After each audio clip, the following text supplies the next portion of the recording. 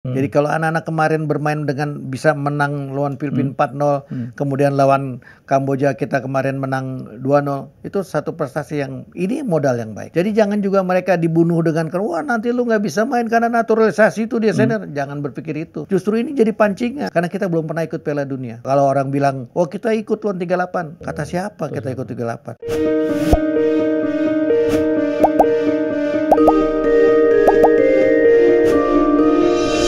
Pagi, karena kita syuting pagi. Jadi tamu saya ini abang saya, 45 tahun jadi wartawan.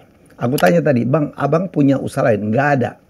Dan ternyata dengan menjadi wartawan tetap hidup karena memang medianya gede-gede semua, bos, ya. Dan beliau, waduh, very sharp. 45 years in profession. Mahfuddi Negara. Woi. M Negara. Gak banyak orang tahu Mahfuddi ya. Iya, betul. Dikira Muhammad. Banyak orang bilang Muhammad. Gak apa-apa juga, itu bahkan berat, terlalu berat. Kenapa berat? Ya, bawa nama Nabi kan kita berat lah. Gitu. Karena kita kan pasti banyak kelirunya gitu loh. Gak berani bawa nama itu gitu. Jadi M Negara. Meskipun anak saya namanya itu juga Muhammad Bandaria gitu. Oh, Bandaria. Bandaria. Oh, gitu. Ada cerita dong, Pak? Ada. Kan Banda Aceh. Karena istri saya orang Aceh. Istrinya Aceh. Jadi abang tuh dari Sunda? Saya dari Sunda. Persib kali jadi ya? Itu paling berat. Saya komisi disiplin kalau hukum menyidangkan Persib paling berat. Saya selalu ngomong sama Persib, saya ini berat kalau nyidangin Persib. Kenapa? Karena stadion kalian itu tempat kampung bapak saya gitu. Jadi kalau liburan dulu kecil main di situ gitu. Cuma karena kita harus pegang regulasi ya kita harus melakukan sebenar-benarnya gitu, seadil-adilnya. Begitu. Tapi hati Persib ya? Hati nggak juga. Kalau dibilang Persib kita PSSI lah. PSSI. Bang, 45 tahun betul ya? Betul. Saya Desember 79 jadi wartawan majalah Olimpik. Olimpik dulu majalah olahraga namanya Olimpik. Dulu ada pakai gambar-gambar ya? Iya, dulu ada dua tuh, ada Olimpik, ada Prestasi. Ya. Abang di Olimpik? Saya di Olimpik. Berapa tahun dulu? Di Olimpik 1,5 tahun, kemudian ditarik oleh Bang Valens untuk menjadi pembantu di Kompas. Satu nama lagi dalam dunia kewartawanan olahraga namanya Valens Doi. Ya. Wow. Itu legend. Legend banget. Bosnya olahraganya Kompas. Des olahraga Kompas. Oke. Gitu.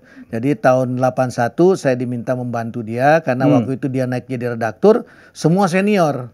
Jadi dia kalau sesama senior kan nggak bisa minta ya, agak-agak kualat. Kebetulan waktu di lapangan beberapa kali saya menyalip Bang Valens. Gitu, saya nyalip dalam arti? Dalam arti misalnya gini, ada waktu itu Ivana juara dunia. Ya, mengalahkan Ferawati. Kalau saya nunggu di situ, saya pasti kalah karena ini kan majalah kan. Saya yang cari akal, saya berada bersama Ivana lebih dulu dari mereka.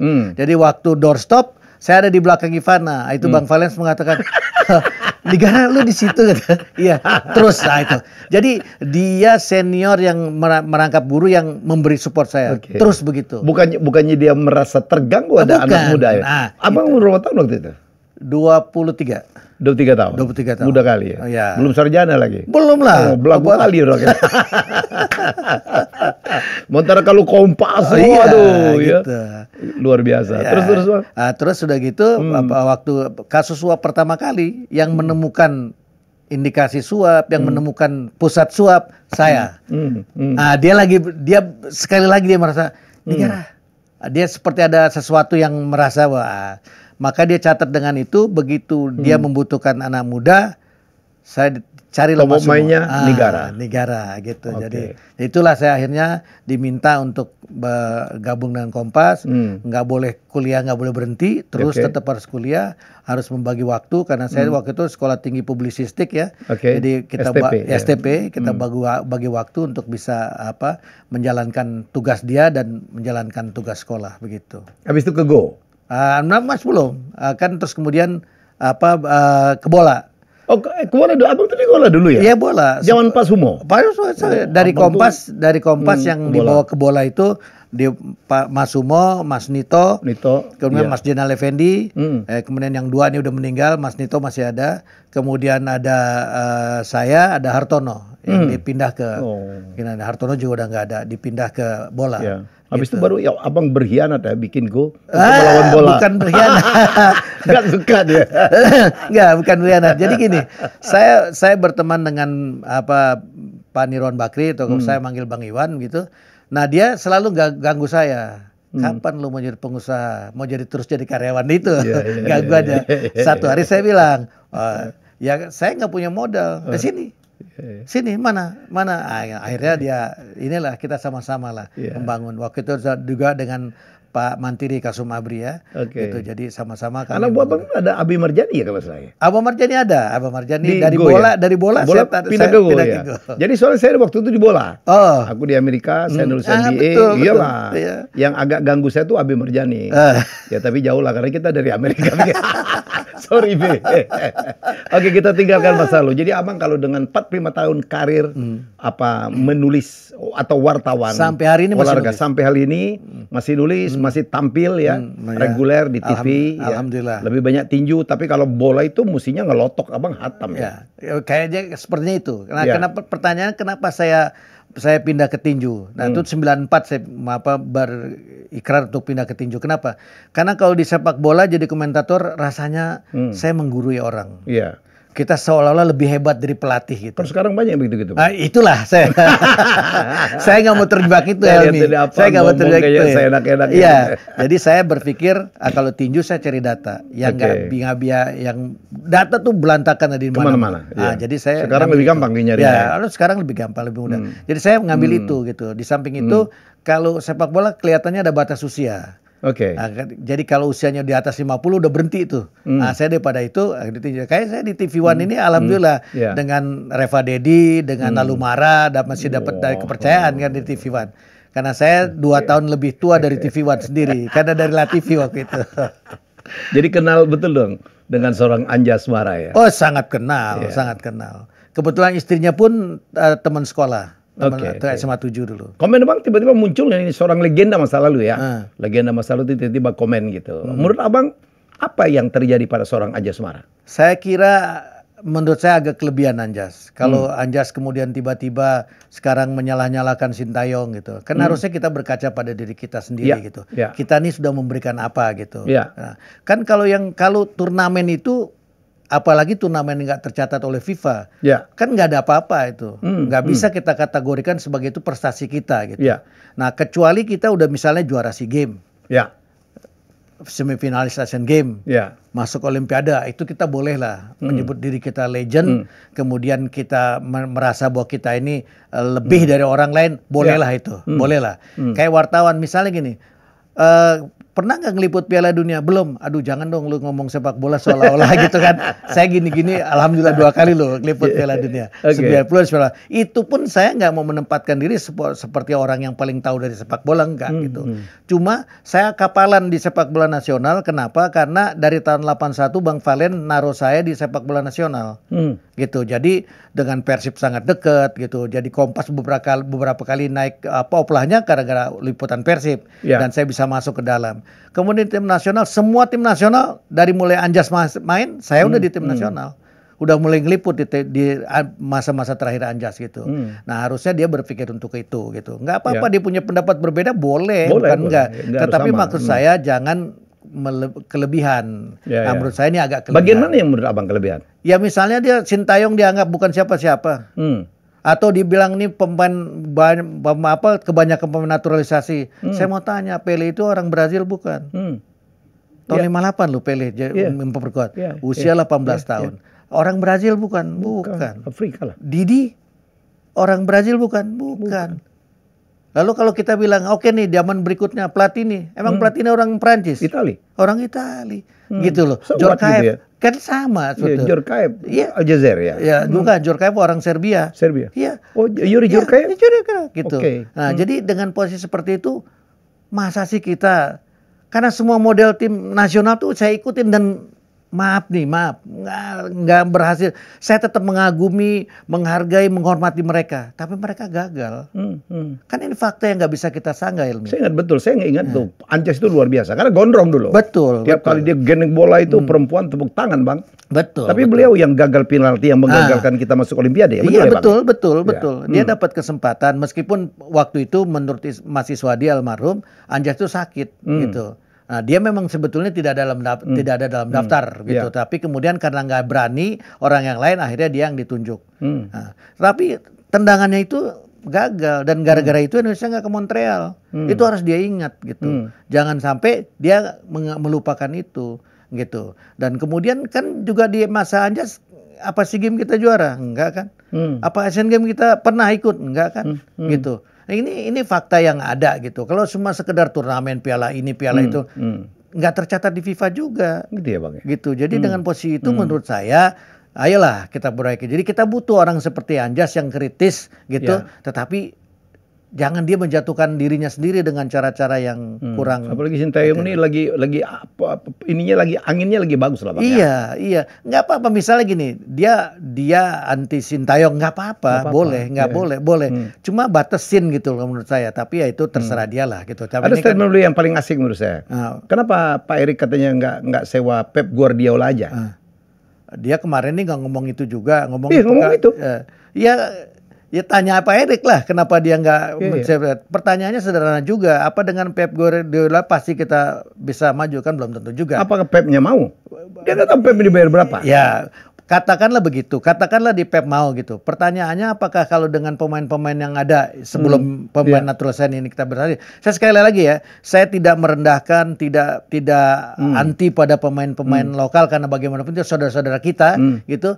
Ini kan fakta yang ada gitu yang nggak bisa kita sanggah gitu. Nah sekarang ada lagi misalnya. Ini saya baru baca di ini ada anak Indonesia lahir di Surabaya, besar di Batam, dia bela Singapura. Mana lebih baik itu apa? Hapner lahir di Belanda, ada darah Indonesia, bela Indonesia, mana lebih baik gitu. Nah, selain itu Helmi, saya sahabat saya, kemudian Reva Dedi dan Toro, ini tim pertama yang ditugaskan PSSI untuk membuka jembatan naturalisasi. Itu Januari 2009. Siapa itu? Kami berempat. Siapa yang dinaturalisasi waktu itu? Belum ada, makanya saya mau cerita. Kami datang ke Belanda 2 minggu. Saya 5 hari karena saya harus mewakili PSSI. Kami resmi dapat tugas secara informal. Kita ada suratnya segala macam di zaman Pak Nurdin. Kami di kesana, satu pun nggak ada yang lirik. Nggak ada yang mau. Jadi kita datang aja kita baru niat, mereka udah pergi. Kebayang nggak kayak apa? Mereka tuh pemain-pemain yang mau direkrut. Iya. Kita punya catatan ratusan pemain Indonesia yang darah Indonesia, ya, yang baru mau kita urut aja, kita baru nanya. Kami ditemani oleh Pak Pati Asina, bukan, saya lupa lah orang Maluku, dia sudah jadi warga negara sana. Ambon yang di sana ya. Ya di sana, dia yang bantu kita kemana-mana. Jadi ketemu orang tua baru diajak ngomong aja udah nggak mau.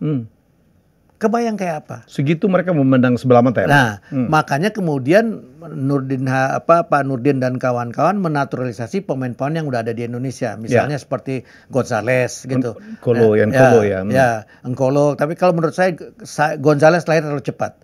Kalau dia lahirnya sekarang, wah gila kurang. Itu luar biasa. Kan itu kalau secara naturalisasi nggak ada darahnya, nggak ada keturunan, tapi nasionalismenya gila itu orang. Betul. Jadi jadi dia itu terpaksa diambil karena kita nggak punya pemain yang lain.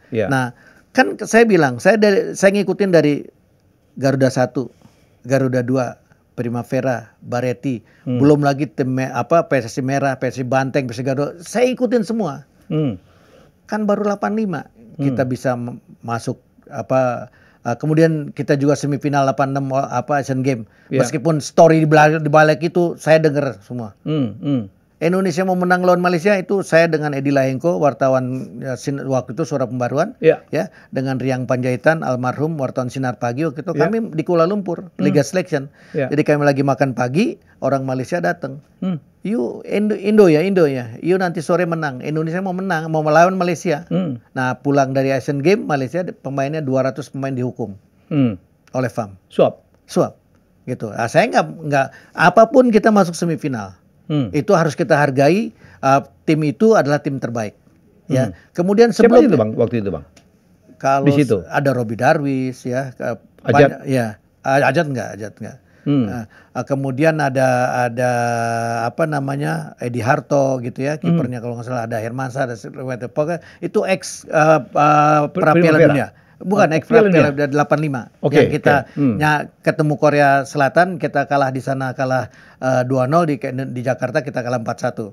Nah, saya mau cerita bahwa itu tim Aliando, kemudian di tangan Berce, Sinyo Aliando, kemudian Berce yang melanjutkan itu masuk semifinal. Apapun itu harus kita hargai sebagai prestasi yang sangat luar biasa. Tim Aliando pun harus kita hargai sebagai tim yang sangat luar biasa. Kenapa? Karena kita lolos di grup dan kita juara subgrup 3B waktu itu. Ya, kita menang lawan Thailand, lawan kita Thailand, India, Bangladesh. Ya, kita nggak usah lah di India ada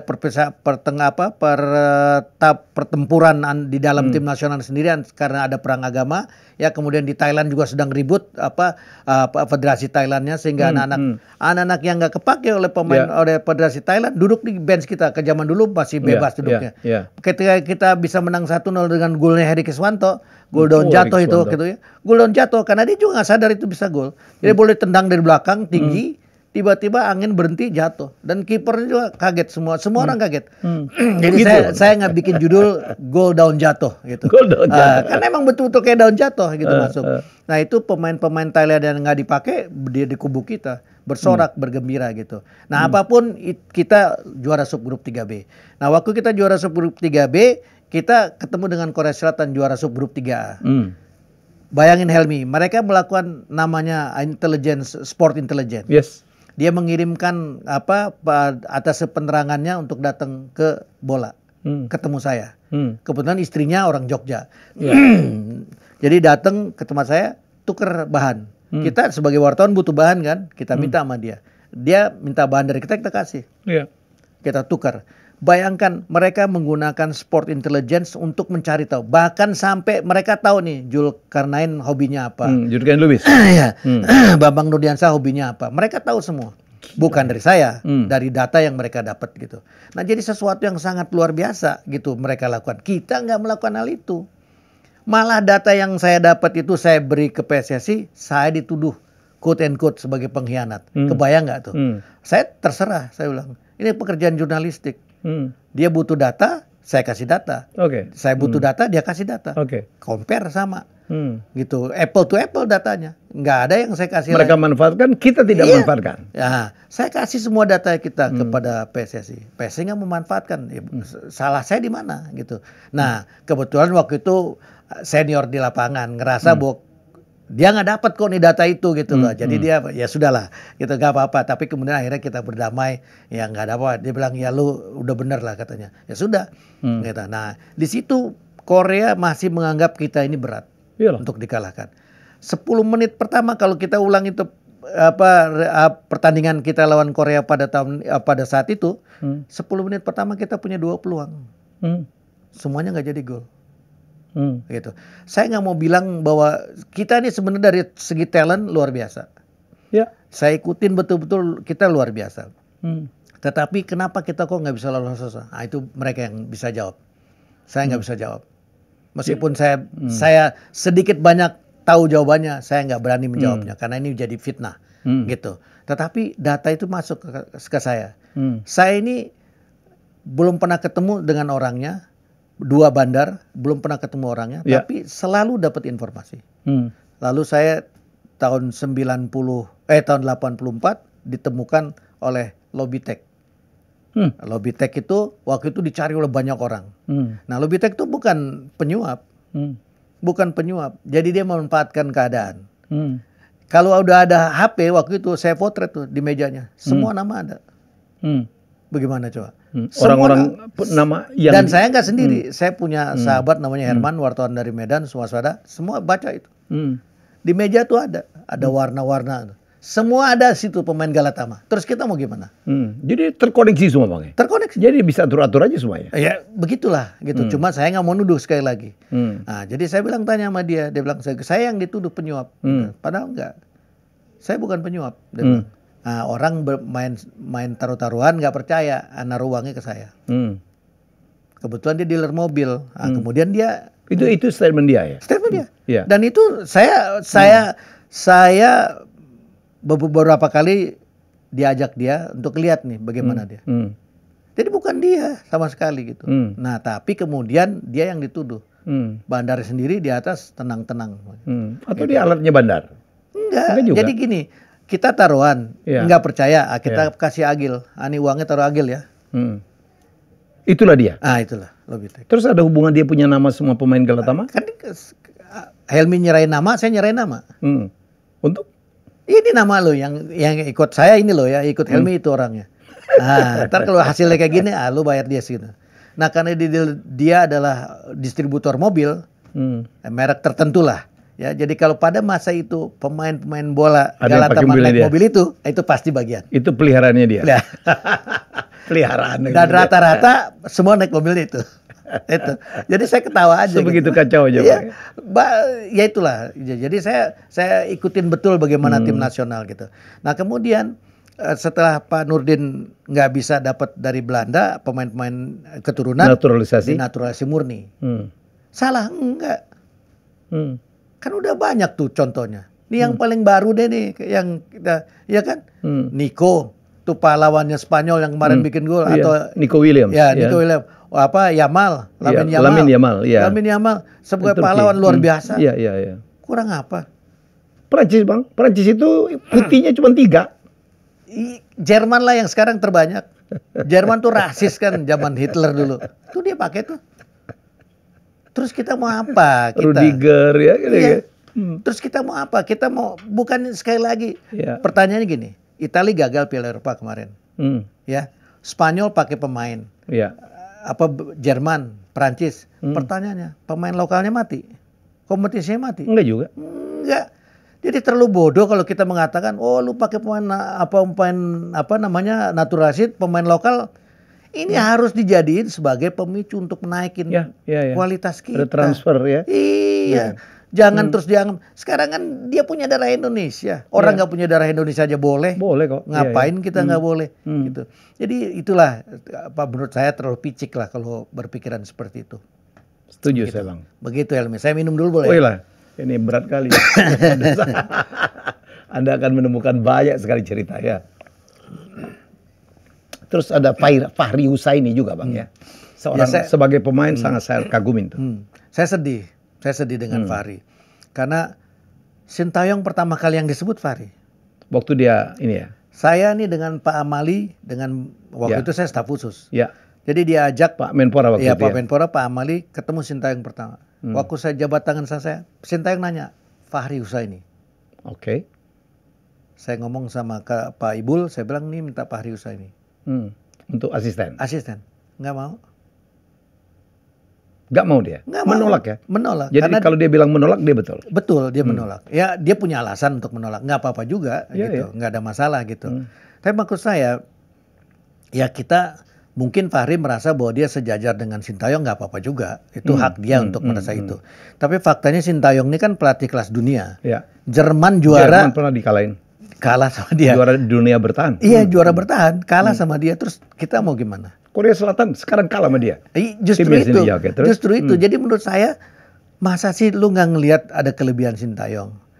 Lalu pertanyaannya, kenapa Sintayong pakai pemain naturalisasi? Lalu tanya dong ke diri kita masing-masing. Siap nggak anak-anak kita? Nah, kan harus yang kita ingat juga gini Helmi. Anak-anak pemain bola, dan bukan cuma pemain bola, atlet kita rata-rata itu dari kelas menengah bawah. Kelas menengah bawah di Indonesia metode makannya kan cuma AMK. Asal makan kenyang. AMK. Iya kan? Asal makan ya. Mau itu instan, mau itu pokoknya yang penting kenyang. Iya. Kan sementara gizi kan harus. Nutrisi gizi itu harus Nah, kalau dia dari kelas menengah bawah bagaimana mau dapat itu? Itu pertama. Kita lihat sekarang. Anak-anak pemain yang ada sekarang, termasuk pemain-pemain yang lokal yang ikut di sini, nggak ngos-ngosan tuh. Marcelino misalnya. Marcelino ya. Okay. Terus Sadli itu nggak ada yang ngos-ngosan. Kenapa? Arhan nggak ada yang ngos-ngos. Kenapa? Mereka main di luar. Pertanyaannya, kok mereka bisa main di luar, yang lain nggak bisa? Kan ada tuh pemain yang mengatakan kita sama mereka 11-12. Ya mungkin, tapi di jalur yang lain, di jalur yang ini pasti 20 lawan 3 gitu. Kan itu. Dia nggak ngos-ngos. Kenapa? Karena main di luar.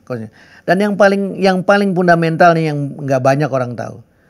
Pemain Indonesia itu di zaman yang lama, sekali lagi saya nggak mengurangi rasa hormat, rasa cinta saya, rasa bangga saya kepada mereka semua. karena mereka adalah bagaimanapun sudah mengabdikan dirinya untuk dunia sepak bola kita, minder. Ada gitu ya, Bang? Bukan gitu lagi. Begitu ketemu orang ngomong bahasa Inggris, ya. ngomong Korea, minder. Orang kalau minder ilmunya hilang. Sehebat apapun, betul nggak? Helmi orang lapangan, pasti tahu itu, ya kan? Nah yang sekarang nggak minder, kenapa? Oh gila, diwawancarain cacitus ya, Bang? Iya bukan, karena mereka emang main di luar. Harusnya kita bersyukur ada kayak gitu. Nah kenapa sekarang orang berlomba mau kayak kita? Karena FIFA memberikan Asia ini jatahnya 8,5. Ya kan? 4 atau 5 tuh udah pasti tuh, nggak mungkin hilang tuh. Korea Selatan, Jepang, Arab Saudi, Qatar, kemudian Irak. Ini kemungkinan besar ininya. Tapi 3,5 kan masih ada.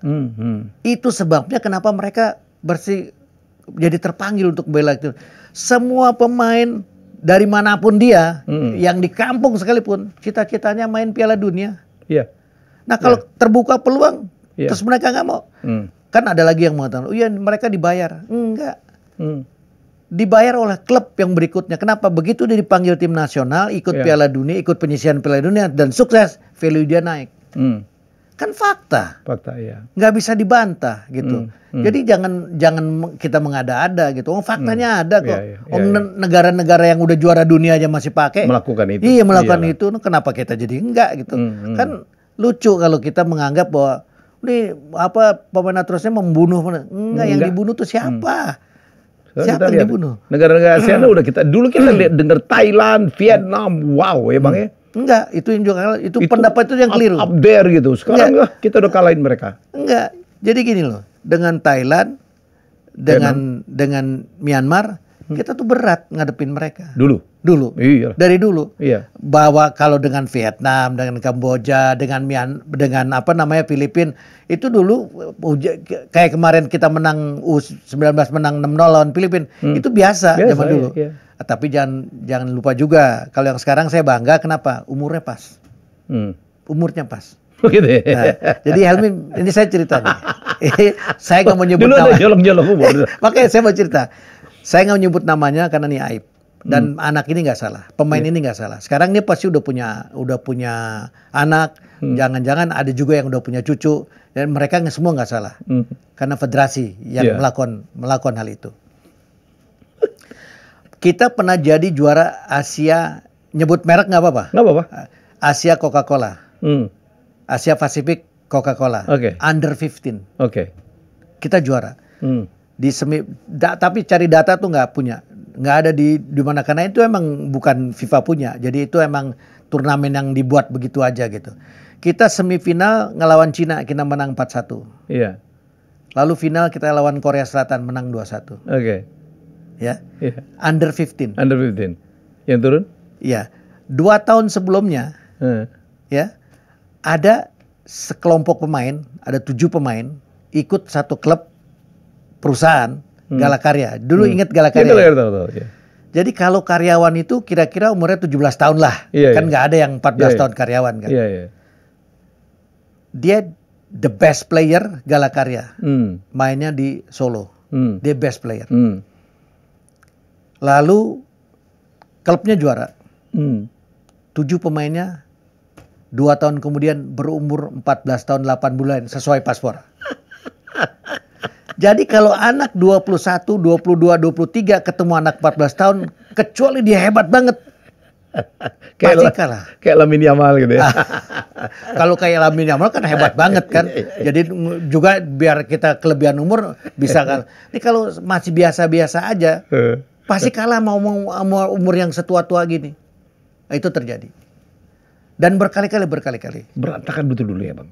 Karena memang regulasinya juga nggak seketat sekarang. Kalau sekarang kan selain paspor dilihat, secara medis kan diperiksa. Bisa dicek ya. Bisa dicek. Ya. Gitu. Jadi kalau ada kecurigaan sedikit dicek langsung.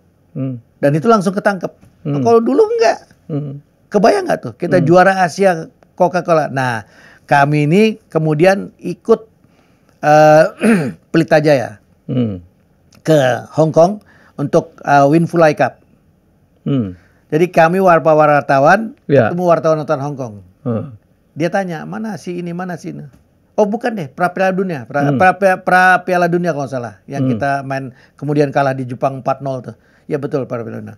Jadi dia bilang enggak lah, dia masih under 15. Dia buka, nih, lu baca koran Suara Merdeka di profilnya. 2 tahun sebelum anak itu berumur 14 tahun 8 bulan. Udah main dia. Nih profilnya. Kita ketawa semua kan. Kebayang dong ya, kayak apa. Nah itu karena regulasi belum ada, belum ketat, kayak gitu keadaannya. Nah kalau sekarang enggak. Jadi kalau anak-anak kemarin bermain dengan bisa menang lawan Filipina 4-0, kemudian lawan Kamboja kita kemarin menang 2-0, itu satu prestasi yang ini modal yang baik. Gitu. Jadi jangan juga mereka dibunuh dengan wah nanti lu nggak bisa main karena naturalisasi itu dia senior. Jangan berpikir itu. Justru ini jadi pancingan. Sangat picik begitu. Tadi di luar Helmi mengatakan bagaimana Helmi menyelesaikan sesuatu yang bukan habitnya, tapi bisa. Ya sama kayak gitu. Sama saya. Saya anak kampung yang bisa kayak begini. Ya alhamdulillah. Nggak pernah berpikir belum jadi sarjana bisa kerja di Kompas. Kan sesuatu yang karena kita mau belajar. Iya. Gitu, karena kita terpacu untuk itu, untuk bisa bukan cuma dilecehin kita masuk Kompas, kayak apa gitu, nggak ada masalah. Kompas kayak apa dulu Bang? Iya, orang segede Alaihim gitu. Nah kita tertantang kayak gitu. Nah kebetulan Des olahraganya Bang Valens yang memang support kita, dia support betul. Siapa dulu legend Bang? Yesayas. Ya saya di bawah saya tuh di Kompas. Octavianus. Ya, itu sahabat saya. itu dia pemain bola juga gitu. Jadi dia memang bermain dengan baik gitu. Jadi wartawan juga baik gitu kan. Bahwa dia mengkritisi PSSI ya. Dan kami dulu dari Kompas itu kami nggak boleh menyinggung orang tuh nggak boleh. Dalam arti individu ya, bukan pekerjaan. Jadi kalau kita mengkritik pekerjaan. Gitu dan nggak mengada-ada gitu. Bukan itu, orangnya ya? Bukan orangnya. Nah, kalau sekarang kan kita nggak tahan nih. Gitu medsos orangnya dia itulah, tapi itu ya zaman lah gitu. Abang tentu kenal dong apa Tommy Welly. Toel. Ini lagi top-topnya nih Bang. Menjadi trending topik di mana-mana. Ya itu kayak adik saya lah ya. Ya, jauh di bawah. Jauh. Dia sempat di bola beberapa bulan gitu. Bulan nih Bang ya? Iya. Nggak lama juga kan? Pindah ke TV, ke ANTV gitu. Ya sekali lagi itu hak dia lah untuk menempatkan diri sebagai kemat itu hak dia lah gitu. Nah, cuma saya berkali-kali saya ngomong sama dia itu berbeda pendapat tuh penting.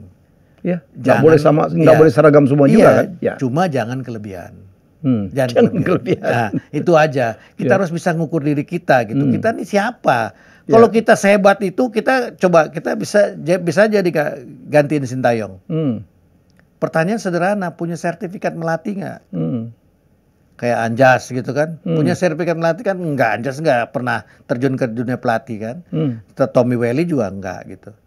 Saya gini-gini punya sertifikat melatih. Ya bener. Iya, karena dulu PSSI tahun 89 kalau salah. Itu AFC membuka peluang. Cuma karena nggak diperbarui nggak berlaku. Jadi saya kemudian beberapa teman-teman senior wartawan punya sertifikat dan ujian benar, ujian di kelas, ujian di lapangan, gitu loh. Nah jadi kalau kita punya basis itu, saya begitu aja saya nggak berani ngerti kedalaman. Kenapa? Karena kita kalau di luar tuh kan ngomong enak banget ya. Iya kan? Begitu di lapangan. Aduh, gitu loh. Pertanyaannya sederhana, sama kayak wartawan sekarang. Semua netizen jadi wartawan. Ini kan tantangan. Apa dunia wartawan mati? Enggak. Berpacu kita dengan mereka. Mereka punya waktu buat mereka nomor satu. Buat kita kalau waktu nomor satu banyak kesalahan pasti. Harus kita revisi. Nah kalau zaman dulu bedanya kan kita lebih dalam kan. Kenapa? Karena kita waktunya banyak. Kalau sekarang nggak ada waktunya. Nah gitu. Nah jadi yang posisi seperti itu saya kira berbeda pendapat itu sah. Dalam negara demokrasi sangat dibutuhkan. Mengkritisi boleh banget. Boleh. Tapi jangan kelebihan. Gitu. Saya menganggap adik saya ini agak kelebihan. Gitu. Ya terserah lah. Dia bisa menerima, bisa enggak. Ini kan karena Helmi bertanya, saya menjawab seperti itu. Sebetulnya modal dia bagus, banyak gitu. Cuma kalau dia memperdalam dengan cara yang lebih baik, mungkin dengan cara yang lebih santun, mungkin lebih enak gitu kan. Kan karena menghadapi netizen ngeri gitu. Ngeri banget gitu. Nah, dia sekarang menghadapi situasi yang nggak menguntungkan buat dia gitu. Nah, ayolah, ingatlah bahwa kita nih hidup nggak sendiri, gitu. Kita punya keluarga. Kita juga nggak menganggap netizen itu mau melakukan sesuatu, enggak. Tapi harus kita pikirkan anak kita kayak apa. Kan terganggu. Dia udah pernah bercerita anaknya juga terganggu. Ya harusnya dia mulai berpikir itu, bukan ini gue gitu. Kan kalau kecuali kita belum kawin lah. Kalau kita belum kawin mau apa aja kita bisa. Tapi kalau ini kan janganlah gitu. Maksud saya ini nasihat dari seorang senior. Ya dari kakak lah. Terserah Tommy Welly mau terima mau enggak gitu. Gitu karena menurut saya potensinya ada. Potensinya ada gitu. Ngomongnya bagus ya. Iya, ngomongnya juga bagus, caranya juga bagus gitu. Tetapi kalau kelebihan orang juga bisa marah. Ini yang kita jaga jangan sampailah terjadi gitu. Jadi sekarang nggak apa-apa, terus di baris yang kritis nggak apa-apa. Karena kalau PSSI nggak dia dikritisi juga berat. Karena PSSI itu dari zaman dulu, mudah-mudahan yang ini nggak, di bawah Erick Thohir mudah-mudahan nggak pernah finish. Punya program Garuda ke Olimpiade di tengah jalan kalah 7-0 di SEA Games Bangkok bubar. Lalu Garuda 2 belum sampai kemana-mana bubar. Padahal ini tim terus Primavera yang oleh Pak Nirwan Bakri dititipkan ke Italia yang pertama kali di dunia. Ada klub ada tim dari negara lain boleh ikut kompetisi. Meskipun nggak dihitung oleh mereka, tapi mereka kompetisi. Ini sesuatu yang sangat luar biasa gitu loh. Nah itu mencetak pemain, itu pun nggak sampai finish. Nggak kuat PSSI, kuping PSSI nggak kuat menerima kritikan. Apalagi kalau kayak sekarang gitu. Nah beruntung sekarang prestasinya lumayan. Ya belum bisa juga kita katakan hebat karena sedikit lagi. Kalau bisa mencapai lolos dari putaran ketiga Piala Dunia ini, barulah kita mengatakan inilah ya. Karena kita belum pernah ikut Piala Dunia. Jadi kalau orang bilang, oh kita ikut tuan 38. Kata siapa kita ikut 38? Iya kan? Iya, Hindia Belanda itu Bang. Iya, Hindia Belanda. Jadi sejarahnya juga waktu itu FIFA tuh kan anti penjajahan, mengundang Indonesia karena dengar kan zaman dulu juga ada pendengar gitu kan, mengundang PSSI, nggak punya kantor, datangnya ke KNVB, oleh Gubernur Jenderal waktu itu panggil PSSI, ketemulah mereka di Bogor, karena Suratin nggak mau datang ke Jakarta. Oh ketuanya masih Suratin? Masih Suratin. Ya, Insinyur Suratin. Ya, Insinyur Suratin. Jadi ketemulah mereka di Bogor, mereka duduk ini undangan buat PSSI. Gubernur Jenderal minta, ini lo main. Oke? Nah, terus dibiayain oleh Gubernur Jenderal. Oke?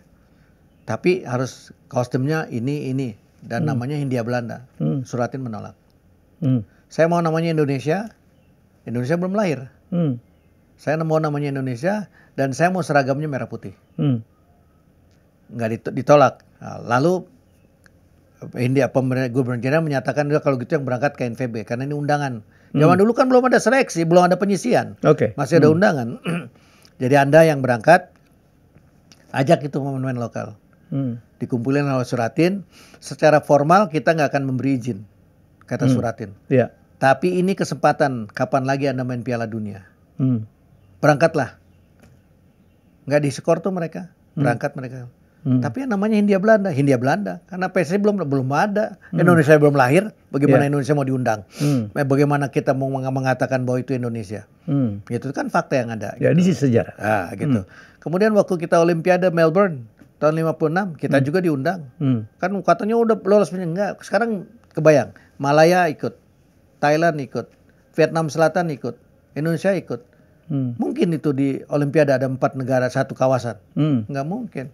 Belum ada seleksi pada masa itu gitu. Nah kita ketemu di babak pertama lawan Vietnam Selatan, tapi dia nggak datang. Kita menang WO. Yang kedua kita ketemu dengan Uni Soviet. Pertandingan pertama kita 0-0, kemudian 3 hari kemudian playoff kita kalah. Nah yang kalahnya itu nggak pernah kita disentuh karena kita bangga aja dengan 0-0 ya. Apalagi menahan Uni Soviet. Apalagi Soviet kemudian jadi juara Olimpiade kan. Jadi itu kebanggaan yang sangat luar biasa dan itu diucapkan oleh Pak JK pada saat pembukaan Rakernas PSSI di Makassar. Saya MC-nya. Yang gini, Pak JK ingat kalau Pak JK bilang draw aja 50 tahun diomongin, apalagi kalau menang. Kita tuh selalu nyaris nyaris juara. Saya jadi di Clarion aku MC-nya Bang. Itulah. Ya, saya sampai ketawa tuh Pak JK. Ya betul ya Helmi ya, betul ya. Saya ingat. Masih zaman Nurdin Halid. Iya. Saya gitu Pak JK bilang menang nyaris menang aja. Iya, bukan 0-0 nyaris juara aja. 0-0 aja dibicarain 50 tahun. Kalau kita menang 100 tahun nggak habis tuh. Aku kan saudara, ingat nggak joke-nya Pak JK? Dia bilang, kalian tahu nggak? Nurdin, kenapa Zidane marah ya sampai menanduk Materazzi sehingga kartu merah dan kartu merah pertama untuk Zidane. Kan orang menebak ibunya dibilang pelacur, enggak. Tahu nggak kata Pak JK? Itu dia bilang, Zidane mainmu kayak pemain PSSI. Betul. Pak JK itu. Itu saya wawancara dunia, saya omongin lagi beliau ketawa itu. Iya betul. Saya ingat itu. Gitu. Karena hari itu apa yang diucapkan Pak JK sebagai sindiran halus diketawain oleh kita dianggap gembira. Padahal itu sindiran halus. Harusnya kita merasa terpukul gitu. Ini enggak, kita merasa happy kalau Pak JK kita udah bikin sesuatu yang membuat kita bahagia. Bukan, itu sindiran halus gitu loh. Gitu. Jadi saya kira ya itulah yang mesti diperbaiki. Jadi saya kira apa yang dilakukan oleh Erick Thohir, Pak Amali sekarang, ya ini ada sekjennya Yunus Nusi ini. Yunus Nusi ini udah kayak adik saya juga nih Yunus Nusi. Ya ini tokoh lama juga nih di sepak bola. Jadi saya kira ini perlulah terus ditingkatkan gitu. Thank you Bang, saya mau banget nih ngomong ke Pak JK. Pak JK tuh dulu kan yang punya Makassar Utama kan? MU. Betul. Makassar Utama. Betul. Dan beliau orang bola juga, dan lepas dari itu kita ingat kata Pak JK lah, mari kita juara lah Bang ya. Betul. Sampai sekarang pun kita belum juara nih ya. Betul. Si game udah, tapi kita butuh yang level kita tuh udah nggak di ASEAN Tenggara betul sekarang. Dengan pemain-pemain yang ada sekarang ini level kita Asia dan dunia. Asia dan dunia ya. Meskipun tentu level dunianya masih di bawah apalah gitu. Mari kita masih di 130-an nih peringkat kita ya. 130-an. 30-an, bayangkan negara sehebat Indonesia. Aku bilang Bang, tidak ada negara di dunia yang penggemar bolanya lebih banyak dari Indonesia. Betul, itu betul. Karena negara terbanyak 1, 2, 3 itu nggak suka bola lah. Betul. India, Cina, sama Amerika Serikat. Betul. Wah, kita kalau timnas main sekarang Bang, laki perempuan ke stadion Bang. Nggak pernah terjadi kayak gini nih Bang. Benar, setuju. Saya setuju. Merchandise laku. Setuju. Jadi kan kalau kayak saya baca data ya, Indonesia ini penonton sepak bola yang aktifnya 120 juta. Iya. Hampir separuh bangsa kita nih aktif, bukan pasif. Kalau pasif 180 juta, itu FIFA loh yang bikin. Nah, kemudian Brazil itu nggak sampai segitu. Karena penduduknya kalah banyak. Gitu. Nah, maksud saya ini kenapa saya sendiri merasa nggak pernah takut dihukum FIFA. Kelamaan, apapun kesalahan kita. Gitu. Karena FIFA butuh kita. Apalagi sekarang ketua umum dengan Presiden FIFA bersahabat, dan saya kira ini sesuatu yang sangat luar. Bahkan kita diuntungkan dengan persahabatan Erick Thohir dengan Infantino gitu. Infantino ini Presiden FIFA pertama yang mau berkunjung ke berkali-kali. Nih kalau saya nggak keliru nih, mudah-mudahan saya salah. Saya nonton final 94 di Rose Bowl. Ya. Itu Bill Clinton duduknya di second row. Presiden FIFA Havelang duduknya sama Blatter, sama ketua Presiden Federasi Amerika di first row. Itu fakta-fakta. Mudah-mudahan saya salah nih, Kenapa? Karena yang punya FIFA. Dan FIFA lebih besar anggotanya daripada PBB. Sehingga punya, nah Infantino mengubah itu. Jadi Infantino membuat FIFA menjadi lebih familiar. Lebih mau berkomunikasi dengan pihak ketiga, meskipun tetap nggak boleh dicampurin hukum sepak bola, hukum sepak bola gitu. Jadi ini penting guys. Jadi kita beruntung dengan adanya, jangan-jangan gara-gara itu juga Infantino berpikir harus bisa masukin Indonesia ke Piala Dunia dengan cara apa? Ya menambah. Tentunya bukan dia sendiri, kuotanya jadi tambah kan sekarang. Jadi kalau nggak salah 48 tuh peserta final Piala Dunia di 3 negara ya. Nah dengan kondisi itu peluang kita bisa masuk sangat mungkin gitu. Gitu. Oke Bang, terima kasih. Sama-sama Helmi. Ya, saya terima kasih sekali juga sudah diundang ke podcast yang saya ikutin terus nih podcastnya. Gitu. Podcast yang insya Allah besar. Gitu. Ya, jadi kita ngobrol banyak ini tokoh sejarah ya Bang Mafni Negara yang saya kenal. 20 tahun lalu saya kenal beliau. Tulisan beliau selalu berbeda tulisan beliau ya. Jadi ini orang yang menekunin bidangnya dan tidak mau menjadi orang yang profesinya biasa-biasa saja. Betul ya Bang? Amin, amin. Selalu membuat kejutan-kejutan. Amin, amin. Walaupun kita pernah berseberangan, tapi kita tetap respect. Iyalah. Ya. Jadi itu berseberangan boleh. Boleh lah. Ya nggak boleh bermusuhan. Berkompetisi boleh ya. Jadi banyak hal yang kita dapat hari ini tentang sejarah sengaja tadi supaya kita tuh mendudukkan kepada yang sebenarnya. Jangan berlebihan. Ya, setuju ya Bang ya? Setuju. Kritik boleh, berbeda pendapat boleh, kritik malah harus. Harus. Nggak sehat kita nih kalau nggak dikritik. Ya betul, betul. Tapi apapun kita melihat bahwa sekarang timnas kita jauh lebih menjanjikan, betul. Jauh lebih membanggakan. Betul. Itu aja kita penting. Betul. Ini kalau timnas main lawan siapapun, utang pun lupa ya Bang ya. Dan satu-satunya yang bisa mempersatukan bangsa ya tim nasional. Timnas. Nggak lihat partainya apa, nggak lihat agamanya apa, sukunya apa, terbukti. Betul. Ya, kita jumpa lagi dengan tamu saya berikutnya. Bye-bye. Terima kasih sudah menonton Helmi Bicara. Jangan lupa untuk like, comment, share, dan subscribe.